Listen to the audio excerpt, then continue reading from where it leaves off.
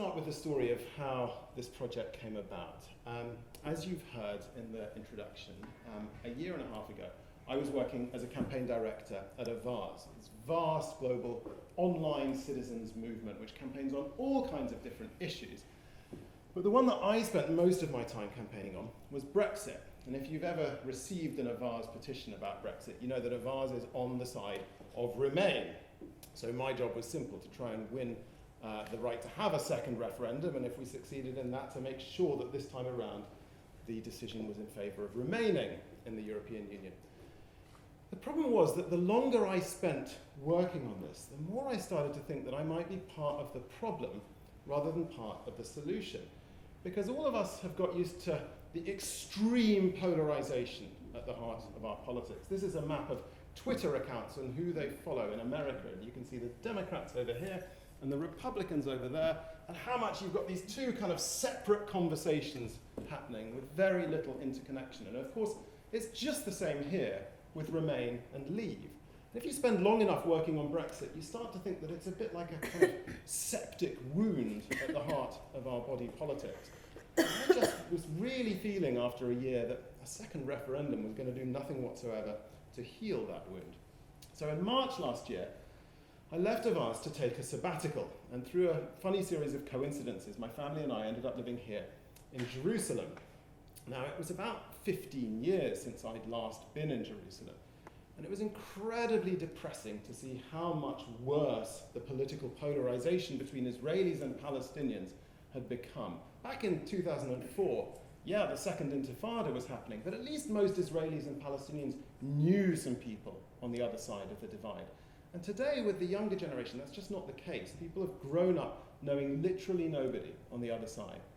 And it was really depressing to see how much both sides had retreated into these mutually exclusive narratives where really everything was the other side's fault. Neither side could see how it might also be contributing to this terrible abyss in politics.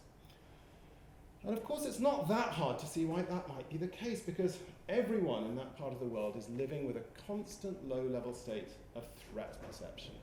If you are an Israeli, you live basically all the time with the low-level sense that the bus that you're on might get bombed, or that you might get injured in a rocket attack from Gaza, or even that the country might be invaded.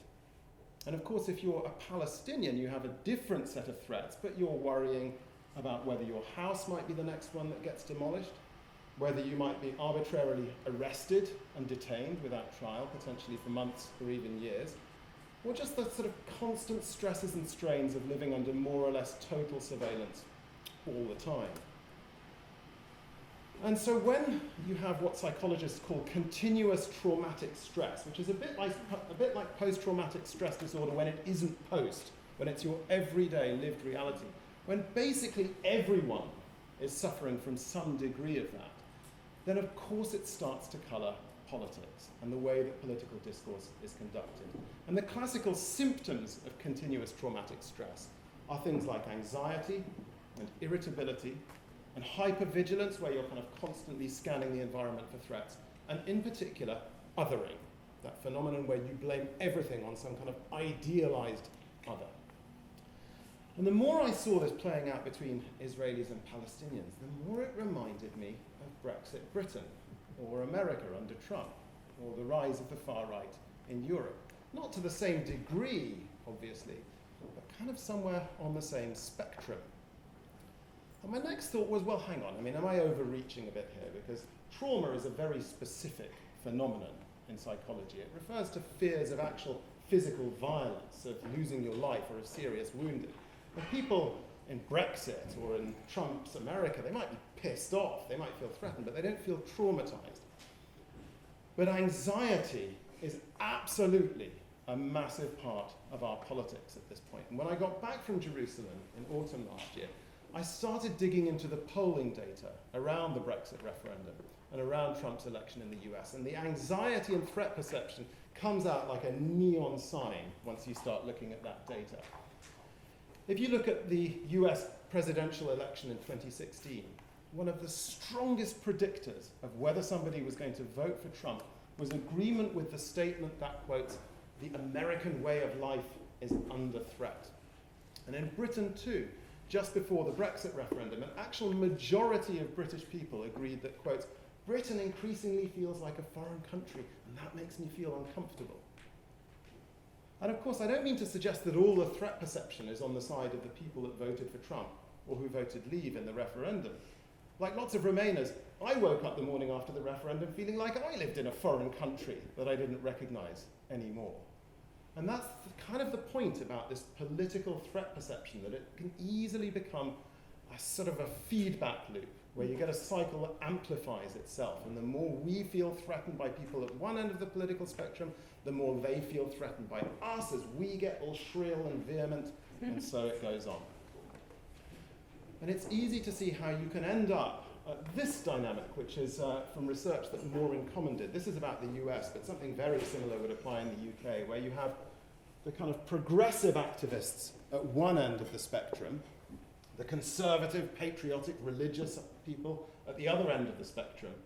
But then in the middle, this exhausted majority of people who are basically tuning out of politics because they're just despairing at the ugliness and unpleasantness of it all. Okay, well, so what? So those are some thoughts about political polarization and why there's a psychological aspect. But does that matter? I mean, in some ways, you might think that political polarization isn't necessarily a bad thing. And in some conditions, I would agree with that. I think where you've had grievances or injustices that have gone ignored or overlooked for much too long, then political polarization, a bit of kind of, vehemence in the debate, can shine a light on that stuff, can bring it to light. And that can be really important. But right now, the extent of political polarization that we're seeing, I think, has gone way beyond that stage and has become actually hazardous. And there's three reasons why I think that's the case. The first is because it starts to present a risk to democracy itself when it gets beyond a certain point. This is a graph done by Bridgewater Associates that measures populism, authoritarian populism, in about 30 different developed countries. And you can see it starts all the way back in 1900, and you get some big fluctuations in the first part of the 20th century. Then it goes sky high in the 1930s, just before, of course, World War II.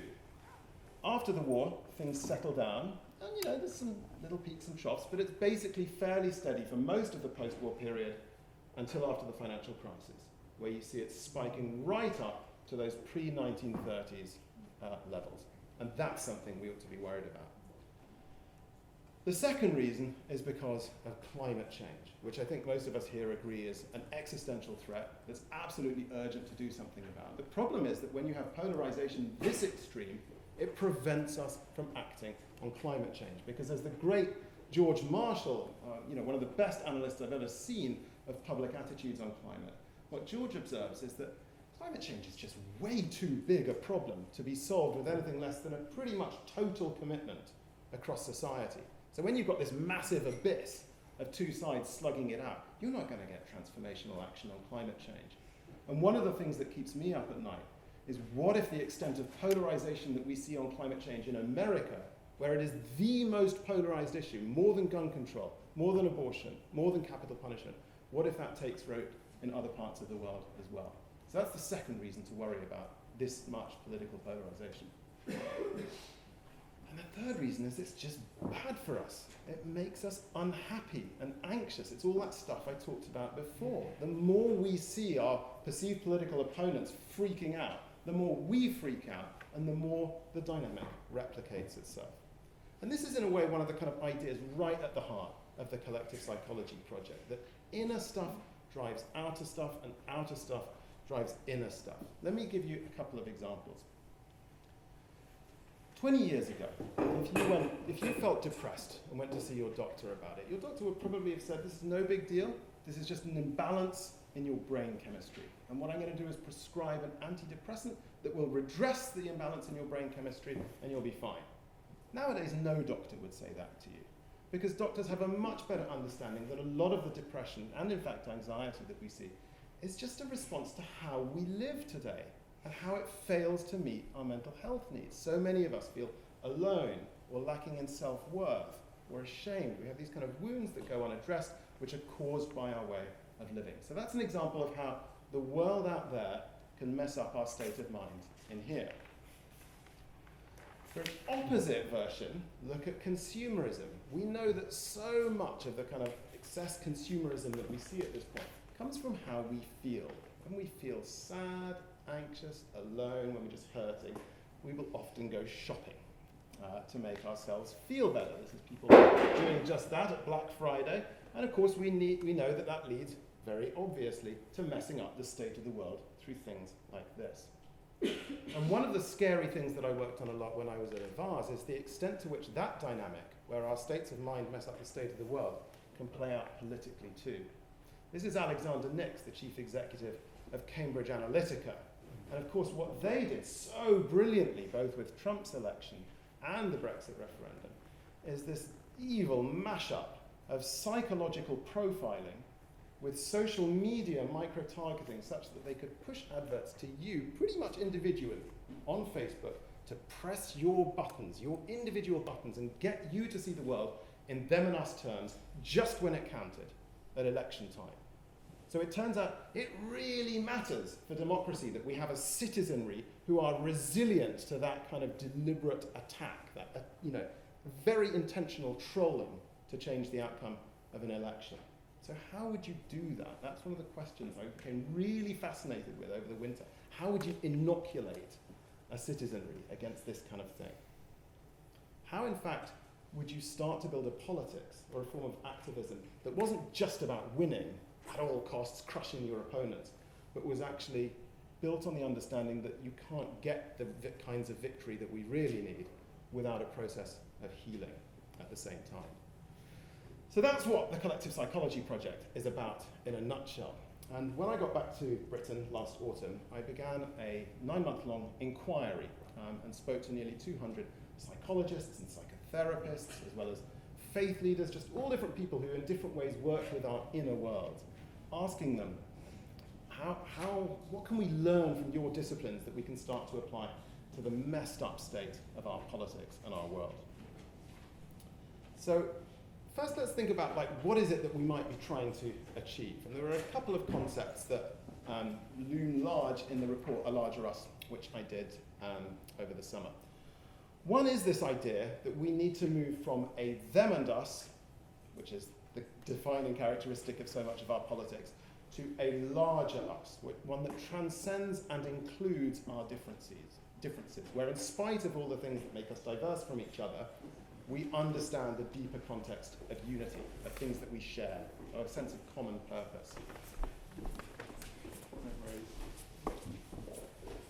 The other defining thing about where we might be trying to get to is a more psychological term. And this is a move from fight or flight to what psychologists call tend and befriend. Now, all of you have heard of fight or flight, or to put it more accurately, what psychologists call the fight, flight, freeze response. It's a physiological response that you feel in your body when you're under threat. And you all know the signs. You start to feel the kind of adrenaline coursing down your arms, your heart rate speeds up, you'll start to sweat, your whole body is getting ready literally either to fight or to run like hell. And it's not a very sort of helpful response socially, if everyone's kind of ready to fight or flee, but that's where a lot of our politics are coming from. But on the other hand, psychologists also talk about a different response to threat, a behavioral rather than physiological response, and it's called tend and befriend. And that's when you're tending to yourself and your immediate family, and also befriending people, kind of forming social networks that help you to do that. Much more helpful social response. And it's what we often see in the aftermath of natural disasters.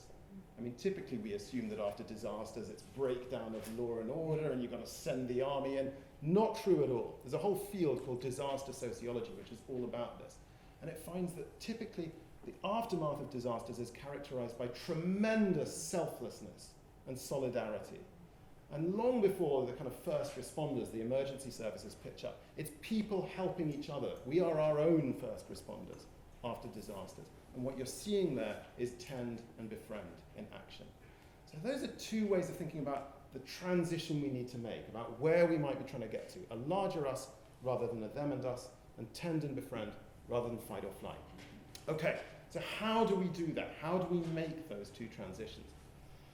Well, in all of those conversations that I was doing during that 9-month inquiry, 3 themes really kept cropping up again and again. And they were agency, belonging, and conscious self-awareness. And let me say a little bit about each of those. So agency, first of all, this is agency in the sense of power, of feeling like you can shape, like you can influence your life, your community, and ultimately politics. Now there's a problem here because actually polling data shows that lots of us feel powerless at this point. We feel like we don't have power in our lives, maybe because we're on a 0 hours contract that doesn't give us any autonomy over how we work. We feel powerless in our communities where we see libraries, post offices, bus routes just kind of evaporating. And of course we feel powerless in our politics if we feel like there's nothing we can do about these huge issues like Brexit or climate change that are going to mess up our futures. So it really matters that we feel powerful, because when we feel powerless, we are ripe for recruitment by extremists. We are much more likely to start thinking in terms of authoritarian political views. So how do you get people to feel agency? Well, actually, there's quite a lot you can do. My friend Steph Leonard runs this fantastic organization called Act, Build, Change, which does online training in community organizing. If you want to equip people with a sense of agency, you can absolutely do it. It's not rocket science. But do we train people for this in our schools? Is it a mandatory curriculum component at university? Is it something that's always available in adult education? Not at all. There's massive unmet needs. So that's a trick that we're missing every day. We're not investing in agency. B in ABC is for belonging. It really matters that we feel connected to other people. If we feel lonely and disconnected, it is a mental health disaster area. It actually has about the same effect on your life expectancy as smoking cigarettes. And also, just like when you feel like you don't have agency, if you feel disconnected and lonely, you are, again, ripe for the picking by extremists and authoritarians. Every time we see one of these terrible mass shooting events in the United States, it's always a lonely man. Loneliness is corrosive, so it really matters that we're investing in creating a sense of belonging. And again, this is stuff we can do if we put our minds to it.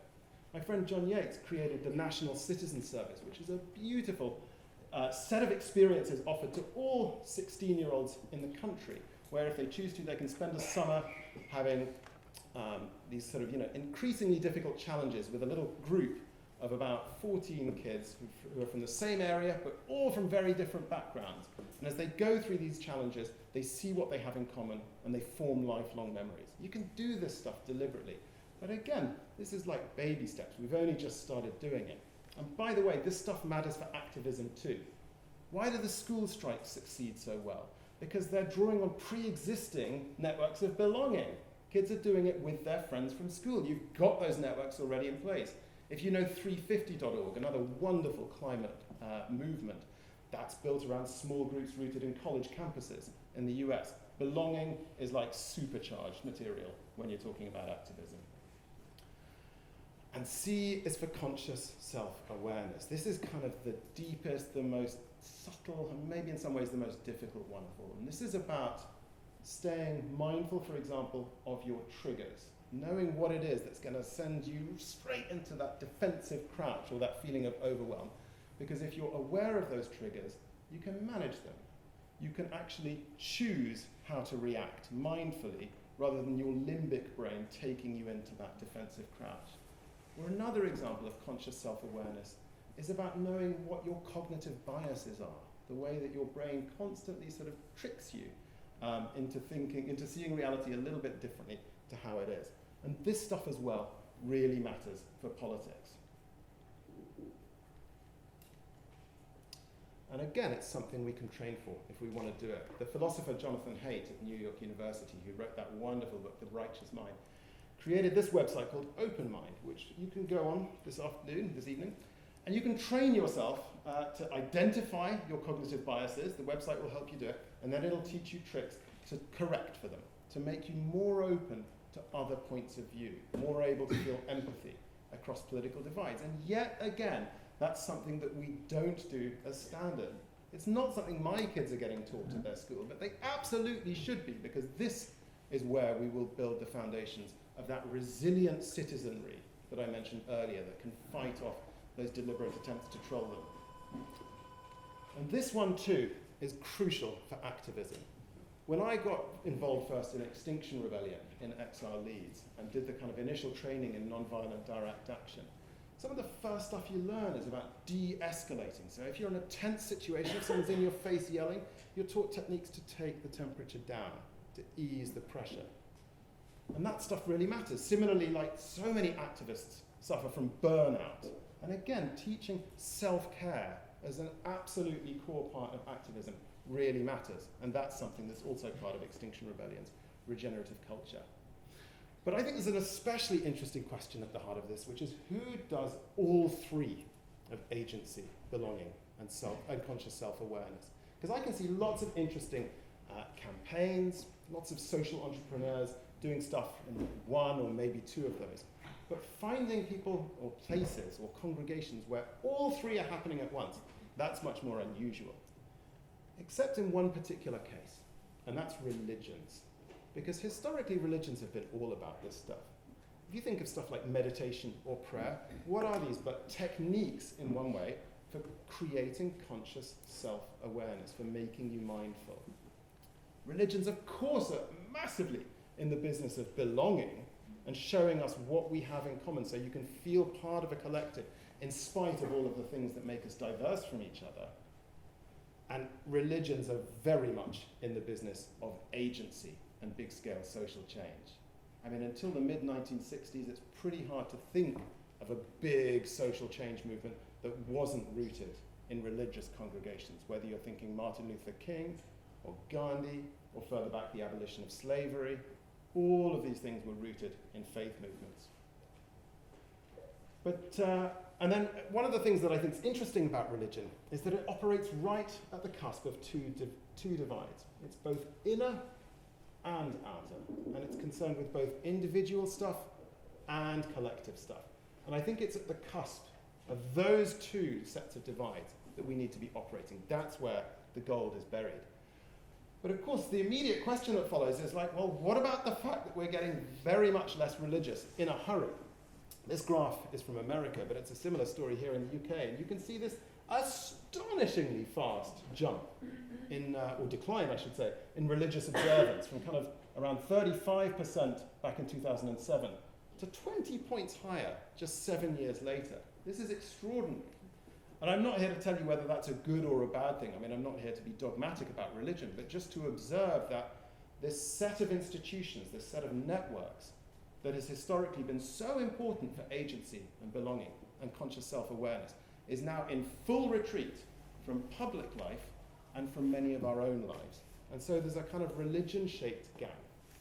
Now, some people might say that psychotherapy fills that gap, or that things like meditation and personal well-being fill that gap. I have a question mark about that, because they're very much on this side. They're inner, they're not so outer. They're individual, they're not so much about collective and things that we do together. And conversely, when you look at activism, as we understand it today, a lot of that's over here. It's just outer and collective, but there isn't so much emphasis on your individual inner state, which we know also really matters. So I feel like where some of the gold is really buried here at that cusp is when we're doing all four, inner and outer, individual and collective. And one of the things I feel most hopeful about, and one of the things I feel most excited about right now, is the extent to which those two worlds of kind of inner well-being and outer activism are increasingly coming together. Adam Curtis, who lots of you will know as the filmmaker who did The Century of the Self and lots of other fantastic films on the BBC, has this observation that until the mid-1960s, these things belonged together. It's that point I mentioned earlier about how many movements were rooted in religious faith of one sort or another. But his argument is around the kind of late 60s, amid the despondency of anti-Vietnam protests that just weren't working. People started to just go, okay, forget saving the world, I'm going to save myself instead. And so you get the tremendous growth of things like therapy, mindfulness, yoga, growth of Eastern philosophy, all of which is great. I mean, a tremendous harvest of riches. But a lot of times, the outward stuff, the changing the world, the saving the world stuff got lost somewhere along the way. But right now, it looks as if that's changing. The fact that we have activist networks with so much emphasis on self-care and managing your mental and emotional state and feeling empathy. And meanwhile, the fact that so much inner work is going collective and is increasingly focused on the state of the world and not just on our state of mind. These are deeply, deeply encouraging trends. So as we move into the next 20 years and navigating a very dangerous stretch of rapids on the river ahead of us, I think there's a lot to feel hopeful about if we can achieve that trick of drawing together inner, outer, individual, and collective. And that's what the project's about. Thanks again for having me.